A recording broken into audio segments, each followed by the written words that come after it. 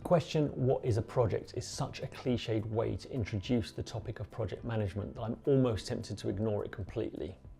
However, as much as I dislike that question, I do think it provides a really good insight into what, in my opinion, goes wrong when we teach new project managers how to manage projects. So in this video, I'm going to cover what is a project, as well as what is project management and what are project managers. And then I'm going to move on to some of the core basic principles behind project management, such as the project stages, as well as why delivering in controlled stages is important. And then I'm going to finish off with what are some of the key roles and responsibilities necessary to run a project well. So if you're new to project management and you'd like to get a good understanding of these basic concepts, or even if you're an experienced project manager and you'd like to hear a slightly different angle, a different perspective on these subjects, stick around to the end of this video and you may just learn something.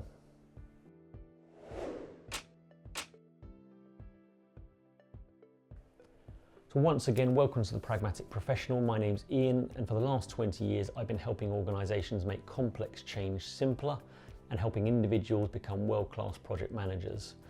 I've recently released the book The Project Management Mindset, which is aimed at helping new project managers and experienced project managers understand the fundamentals of project management that methodologies can't teach. It reintroduces the art of project management to complement what is becoming a science of project management. So this video is the second in a series of around 13 videos that I'm looking to make to cover each chapter in my book. So if you are a new project manager or an existing project manager who want to learn the fundamentals of project management, the skills and behaviours that project management methodologies can't teach you, then hit the subscription button below and be notified when each of the new videos comes out. I'm aiming to release one approximately every 3 weeks, definitely once a month, so hopefully we'll be finished before the end of the year. So let's dive into my dislike for the question of what is a project.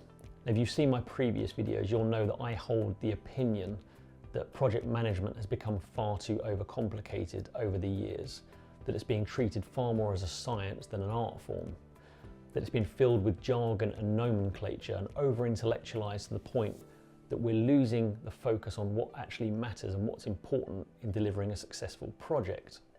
And I think within the profession, we all hold a little bit of blame for this. We all like to feel like we're a master of a very complicated subject. And don't get me wrong, it can be difficult. Like, it is a difficult job to do.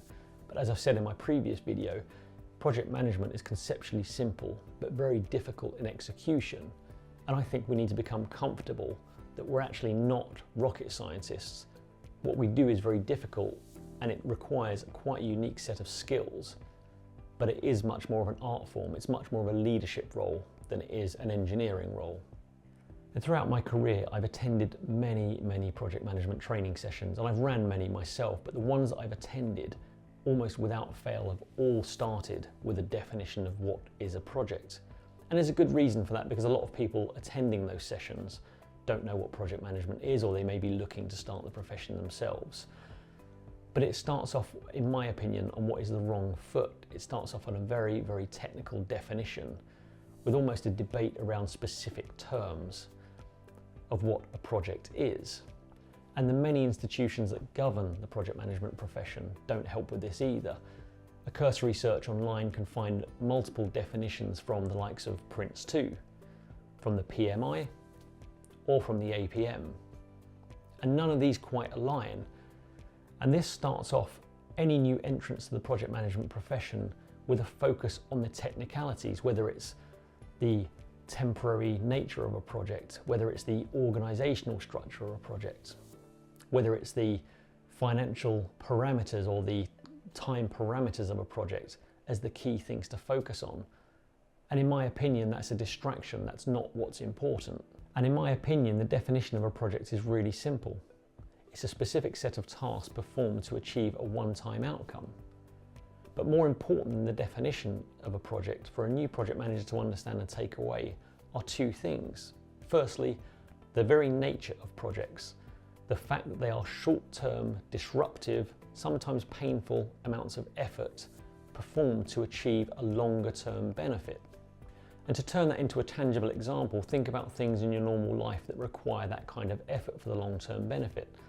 Things like moving house require a lot of effort, some cost, some disruption in the short term for a much longer term benefit. Even things like decorating a room, renovating a house require that same upfront effort and cost for a longer term benefit. And the second really important point to understand that I think drives a lot of those conversations around defining what a project is actually the real question: why would you need a project manager? And in really simple terms, the answer to that is because you don't have the time or don't have the skill, or both, to manage the project effectively yourself. And we'll go over some of those points in future videos in the mindset tips section of the book. But the really important piece to take away is why, the question of why you would need someone with a specific set of skills, behaviours and tools to manage a project on your behalf. So now we've got past my dislike of the definition of what is a project, we can move on to what is project management.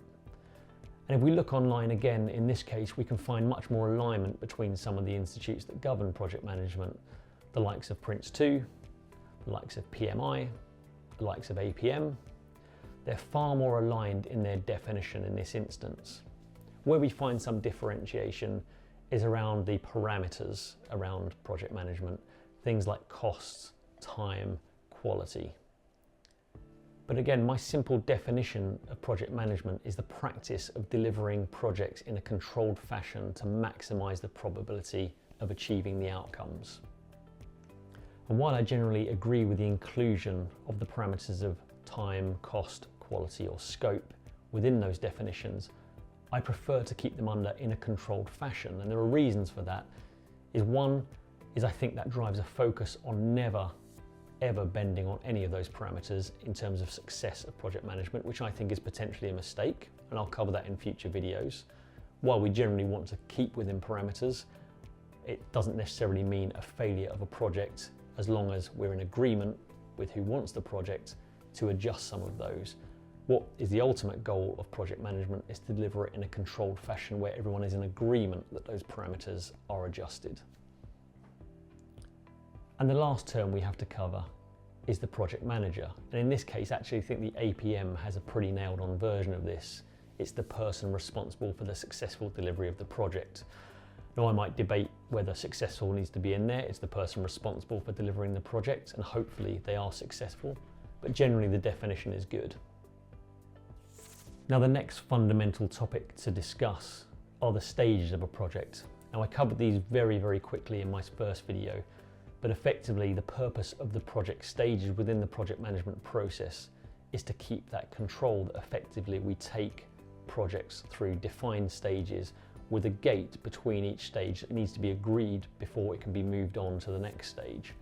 And the purpose of this is to keep that control within there, because they tend to be large operations involving a lot of people, a lot of resource, a lot of cost, is to make sure that we have those defined stages to control that at each stage, and also to question whether the project is still viable at all. Now, I covered the high-level stages very briefly in my initial video, but we'll go through them again here. Now, they differ slightly from methodology to methodology, but generically they can be broken down into an initiation stage, a planning stage, an execution stage, a monitoring and control stage, and a closure stage. Each one of those has a specific outcome, and between each of those stages is placed a gate that has to be approved, passed through to go to the next stage. And that is how the control is brought into the project, so that effectively we do a piece of work that is limited, requires some effort and some cost. But before we move on to committing to more cost and more effort, we get an approval from those that have a vested interest in the project to move on to that stage and commit to that resource. Now, in the initiation stage, we take the concept of the project, we determine what outcomes we want to get, what the case for change is, so why we should do the project in the first place, what it's going to give us for what we put into it, what's required to do the projects, the strategy, the approach to it, and we package all of that up into a story that we can take to an investment committee to try and seek approval for funding and resource to execute the rest of the stages. Now, in the planning stage, we actually form the project team and we start to define what it is specifically we're going to do to try and achieve the project outcomes. So this stage is really about defining and documenting what we're going to do, when we're going to do it, who's going to do it, which of those tasks depend on other tasks being done, as well as run through things like risk management. So what events do we think could occur that could disrupt our project, or what events could happen within the project that could disrupt external events, and also what opportunities could we exploit within that as well, because there may be things that we do that we don't expect that provide benefits that we can pass on as well. Now, assuming approval is given for that plan, we move into execution stage where we fully resource the project team and we start to execute that plan item by item, as well as update and make it live. Now, the interesting thing about the execution stage is because this is where most of the work is done and it can span quite a long period of time, we effectively break this up into logical sub-stages. So mini gates, mini stages that have to go through approval that we go back and update the customer or the sponsor of the project. And the idea here is because that is a long amount of time and it has a real risk of going off-piste, as it were, it breaks that into multiple mini gateways that mean that we keep that control over a longer period of time where a lot of work and a lot of resource is committed. So each one of those sub-stages has its own gate, its own approval process before moving to the next one. And within each of those stages, effectively, at the end of one stage, you plan what you're going to do in the next stage and you go to an approval and say, look, this is what we said we were going to do in the current stage. We can prove to you that we've done all those and we've achieved what we said we're going to achieve.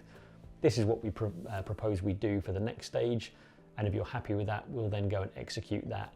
And these are the kind of things, the questions we're asking, these are our requirements. We'd also like this level of mandate, this level of authority. So as long as you're happy with us operating in a certain box, within a certain parameter, then we won't come back to you until the next stage for your approval. Now, most methodologies also have a monitoring and control stage, which I think is not a distinct stage, but actually runs in parallel with the execution stage as part of that, which is effectively an external audit of the project, making sure that our governance is correct, that we are doing all the things that we said we would do and we're doing them to the right level of quality. So effectively de-risk and give an independent voice to the project and make sure we're being held to account within the project team, as we know it's quite disruptive, we know it's very busy, it's very, very easy while executing a project to let standards slip. So that monitoring and control stage, I think, is part of the execution stage, but effectively is about adhering to project standards and project quality. And the last stage of any project cycle is effectively the closure stage, where we hand over the project back to the operations after proving to the customer and seeking approval that we've done what we said we would do. And this can involve handing back the products we've produced, monitoring and measures that we've developed that the operations need to carry on as business as usual activity, as well as wrapping up any things like lessons learned and anything we've learned along the way and found opportunities of passing those on as we disband the project team and move on to something new. And the key thing to understand about the staged approach for new project managers is it's there to give that control. So some projects I've worked on have lasted 1, 2, up to 5 years to deliver. If you think that's large amounts of team, large amounts of costs, large amounts of effort required, it's very easy within that to get distracted from the core purpose, as well as lose track of some of those parameters, the time, cost and quality of what you're doing. It's easy to kind of lose your way along the path. And the very nature of having to seek approval before proceeding to the next stage limits the ability for a project to go off-piste. It keeps it back on track to its original purpose, as well as controls things like financial release. So only approving funds once you're comfortable that the next stage is prepared and it's on track to deliver what you want it to deliver. And another really important factor about having to seek approval to progress to the next stage before committing resources, it gives an opportunity to question whether the project is still viable. And while that might seem like a failure to end a project early when it hasn't completed and finished delivering its outcomes, it's actually a very, very wise thing to do. You know, if you take an example of pre-COVID pandemic and post-COVID pandemic, I personally was working on a project at the time that was terminated, as I'm sure many people were, because the fundamental environment changed, and that's the right thing to do. You know, if you were an organisation running a project late 2019 to build a new office complex or move into a new office complex because you're a growing business, doing that in mid-2020 when everyone's working remotely would be a very unwise thing to continue spending money on. So a lot of projects have that opportunity to question the viability, although not, I would argue, not a lot do it well enough. It's a really, really valid question to ask and a real benefit of having that staged approach. And the last topic I want to cover off in this video is the project roles and responsibilities. Now, while these can vary greatly by the size of the project, there are generally three categories of people that you need to liaise with and need to be managed within a project. There's the project leadership, so the people who want the project delivered. There are the project team, so the people working within the project to deliver the project. And the project customers or stakeholders, so the people who may benefit or be impacted by the project itself. Now, each of those groups need to be engaged throughout the project in a way that works for them specifically, but that's a topic for another video or a future video. For now, I'm going to focus on the roles that need to be performed within the project. And the first is the most obvious, it's the customer. Now, I like to call it the customer. It's often referred to as the project sponsor or the project executive, but I think that's unnecessary jargon that confuses and doesn't add anything to a project. If you think about it as a customer, this is the person that engages you, that employs you as a project manager. Maybe not technically line managing you or employing you, but this is the person that wants you to deliver the outcomes for them and has put you in place to manage their project. Thinking them of a customer means that this is the person you ultimately need to keep happy and convinced that you're the right person to manage the project throughout the life of the project. Now, the project ultimately wants the outcomes. Think of them as the person paying for the outcomes, and again, they might not be, but this is the person who ultimately wants the project outcomes, has put you in place to manage them, and you need to serve. They're the ones that demand the project is done, they're the ones that ultimately make the decisions, although with the help from other people, and they're the ones that can ultimately help you with any problems you've got with the project itself. So the next role within the project is actually multiple roles. It's what I like to call the oversight group, but it's commonly referred to as a steering group or steering committee. So this is a group of leaders that help the customer oversee the project, to provide governance to the project, to make sure it delivers on its outcomes. And these are all usually people that have a vested interest in either the benefits of the project or how the project is run, because it may impact their areas. So think of this as chief financial officers who are interested in the financial spend and financial benefits of the project. Chief operating officers whose teams may be working within the project and will likely be impacted by the changes that the project brings. Things like chief marketing officers that may be responsible for internal communications and engaging customers on the changes that the project will bring as well. All of those people can help the customer make key decisions, will help keep the project team accountable and the project manager accountable to make sure it's delivering on its outcomes, and can help unblock and make decisions to help the project manager and project team with any difficulty they face in the operations. The next role is an easy one, the project manager. That's ourselves, the person responsible for successful delivery of the project, hopefully. So the next role we'll cover off are known as work stream leads. So think of these as senior leaders within the project team that are expert in a specific area. So when we plan a project, it's quite common to group like activity into what we call a work stream. So things like operations activities, product development activities, IT activities, information technology or infrastructure activities. These will be grouped in a project plan quite often and under the leadership, under the head of someone who's an expert in that area, who's someone quite senior in that area, who we'll refer to as a work stream lead. And it's really just to provide that expertise and help define and govern that area where the project manager may not have specific knowledge in that area. They provide that expertise and leadership. So that brings us on to the last role, which is the subject matter experts. And again, that might be a new label, a new terminology, but these are effectively experts in a specific area. So things like software developers, product engineers, IT specialists that work under the leadership of the workstream leads and will do most of the delivering of the specific deliverables within the project. So think of these as your experts, the people that you'll rely on most, absolutely critical role within the project and within your project team to get right. And with those roles concluded, that brings me to an end of this video and the topics that I wanted to cover. And while it might seem like a very simple topic, it's a topic that I think a lot of project management methodologies deal with very poorly. It's very easy to get focused on the definition specifically, the wording within those definitions, and skim over what's important to understand within those topics. So if you found that useful, please give a like to the video and subscribe if you want to see future videos. I'll be trying to release one in the next few weeks. And that video specifically will be the last in my foundations topics, so covering some of the basics, but that one will get very interesting because we're going to start covering topics like waterfall and agile, along with a lot of other methodologies like Lean and Six Sigma, and trying to really establish a base to understand what is quite a murky world of methodology. So until then, keep what works, ignore what doesn't, and ensure you keep things really, really simple.